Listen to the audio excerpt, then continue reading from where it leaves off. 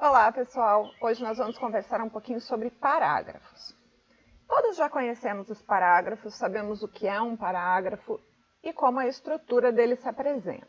Porém, muitas vezes esse conhecimento é implícito. Então, hoje nós vamos lembrar de algumas coisas que a gente já sabe dos parágrafos, para ver como que nós podemos transferir esse conhecimento que nós já temos para nos auxiliar na interpretação de textos em língua inglesa. Vamos lá? Iniciamos então com o que é um parágrafo, com a definição de parágrafo. Então, um parágrafo é uma unidade mínima de discurso composta de um ou mais períodos nos quais estão inseridos a ideia principal e as subjacentes, conectadas numa sequência lógica e que participam do mesmo sentido, ou seja, do mesmo tema. Como assim, então? É uma unidade mínima de discurso. Por quê? Porque nós estamos falando de significado, certo? O parágrafo é onde se unem sentenças que tratam do mesmo assunto, do mesmo significado. Normalmente, nós temos uma estrutura de parágrafo que tem essas ideias, essas sentenças conectadas de alguma forma lógica, de alguma forma que já é prevista pelo leitor, certo? Então vamos ver, pensando nisso, pensando que um parágrafo é essa unidade composta de períodos que incluem a ideia principal e aquelas ideias subjacentes, quer dizer, as ideias que apoiam a ideia principal, e tudo isso utilizando de uma sequência lógica sobre o mesmo tema. Então vamos ver. Aqui, será que esse texto é um parágrafo? Vamos fazer uma leitura rápida, quem precisar, dá o pause aí. There are two main reasons why I have decided to attend. Prontinho, todos leram? Então vamos ver. Primeiro, o mais importante é a gente descobrir a ideia principal de cada uma dessas sentenças, né? Quem tem mais familiaridade com a língua inglesa vai fazer essa leitura, esse exercício de leitura muito mais rápido. Quem não tem tanto conhecimento da língua, talvez demore mais um pouquinho. Então, uma sugestão aqui é a gente começar olhando aquelas palavras que a gente já conhece. Na primeira frase, por exemplo, nós temos a palavra university. Bom, university nós já sabemos que é universidade. Olhem a palavra que vem antes, reading. Por que essa palavra começa com uma letra maiúscula?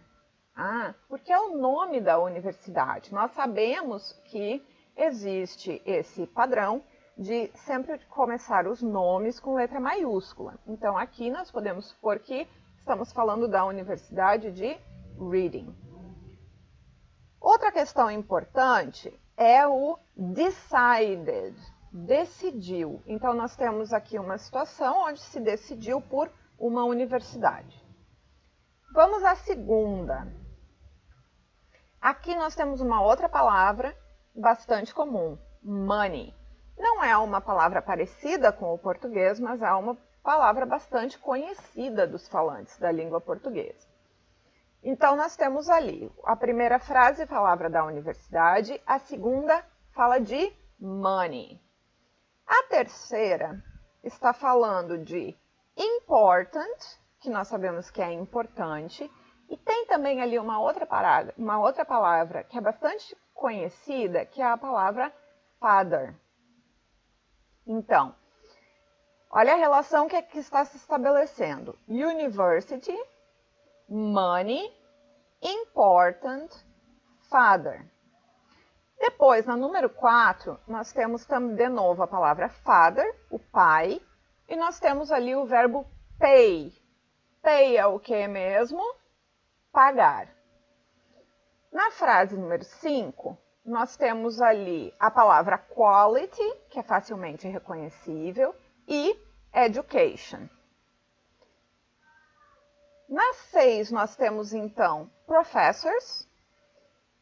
E indo um pouco mais adiante, aqui está dizendo best professors, que best também é uma palavra bastante conhecida, né? Os melhores. E por fim, na número 7, nós temos student e practical experience. Estudantes e experiências práticas. Então vamos ver. Quem conhece os pronomes em inglês já reconheceu que esse texto está escrito em primeira pessoa. Ali na primeira frase, diz why I have. There are two main reasons why I have. Então, eu, o quê? Decided. Quer dizer, existem duas razões porque essa pessoa decidiu por essa universidade, certo? Então, nós já sabemos ali na sentença 2 que uma desses motivos é dinheiro, money, money, money. O que ele está fazendo na frase 3? Important e father. E talvez a última palavra dessa frase, que é rich, também ajude.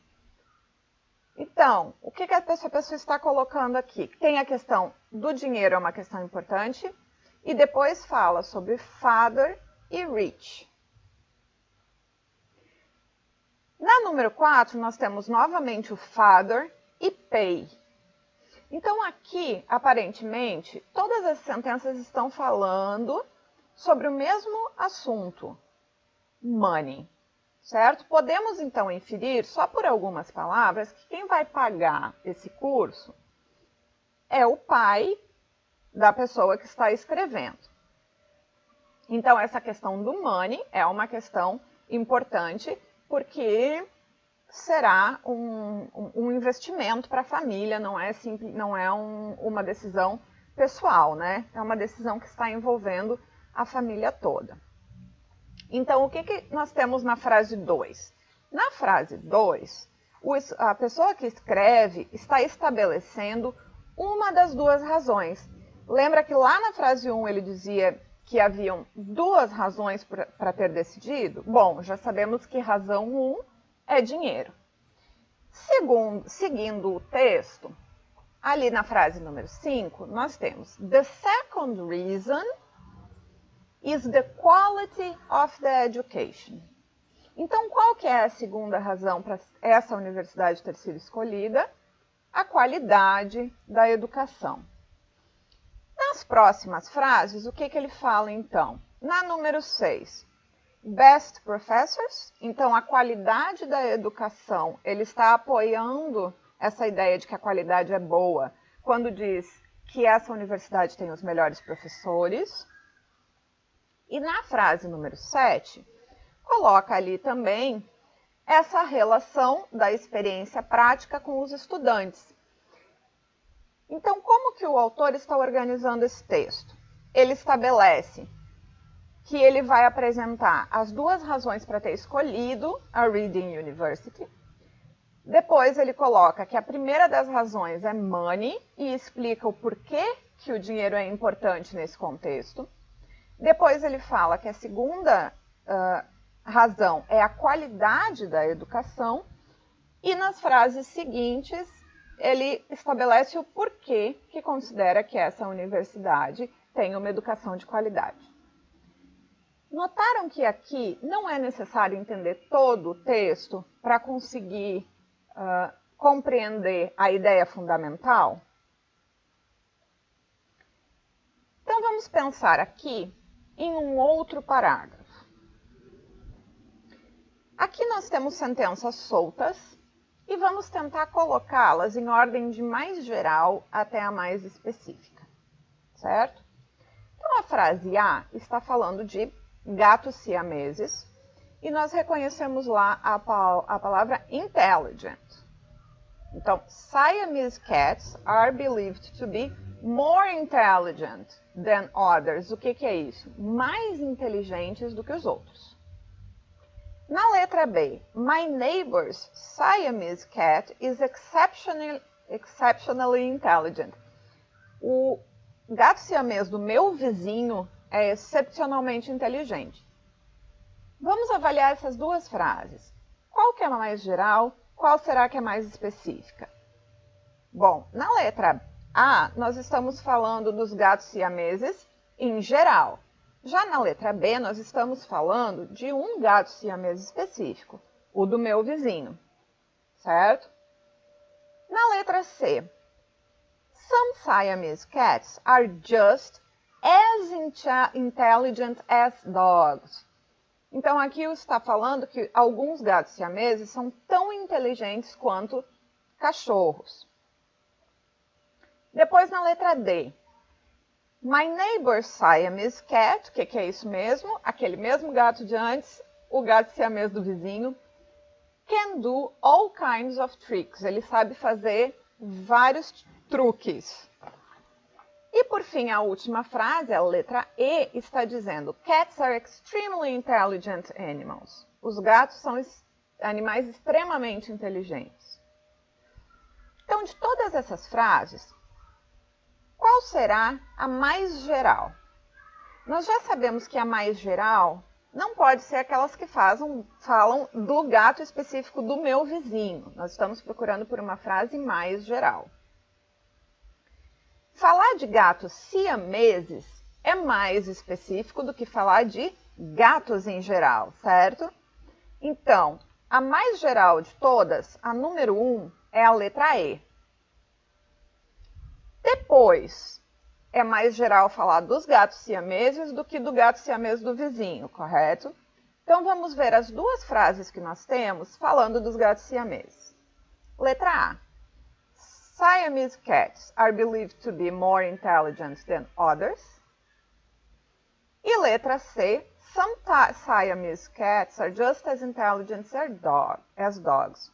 Então, qual dessas que é a mais específica? Que eles são mais inteligentes do que outros gatos. E depois a gente vai especificar mais ainda e colocar que alguns dos siameses chegam a ser até mais inteligentes do que cachorros. Então, a ordem ali é E, A, C. E por último, nós temos então as informações bastante específicas do gato do vizinho, do gato siamês do vizinho.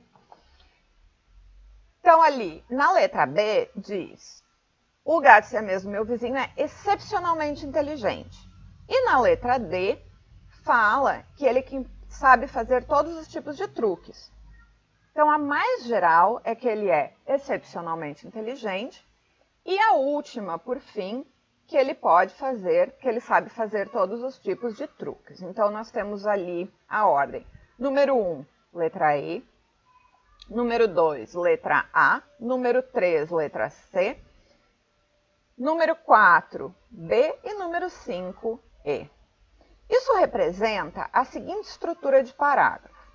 Quando nós temos uma ideia principal, que é dividida em duas ou mais ideias secundárias, que são, então, detalhadas em outras sentenças auxiliares, certo?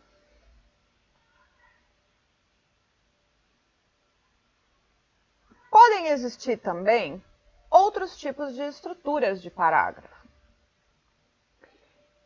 O importante é a gente manter sempre em mente, quando vai fazer essa leitura do texto em língua estrangeira, que cada parágrafo deve estar detalhando uma parte do texto. Então, o mais importante, quando nós queremos compreender o texto como um todo, é procurar a ideia geral de cada um dos parágrafos, certo? Ou, quando nós estamos procurando alguma informação específica dentro do texto, saber aonde procurar essa informação. Então, se a pergunta é sobre um determinado assunto, eu já posso, dentro do texto, procurar qual parágrafo que vai definir aquele assunto, aquela questão. Ok? Então, por enquanto, era só. Vamos desenvolver os estudos individuais e conversamos no nosso encontro presencial. Até mais, pessoal!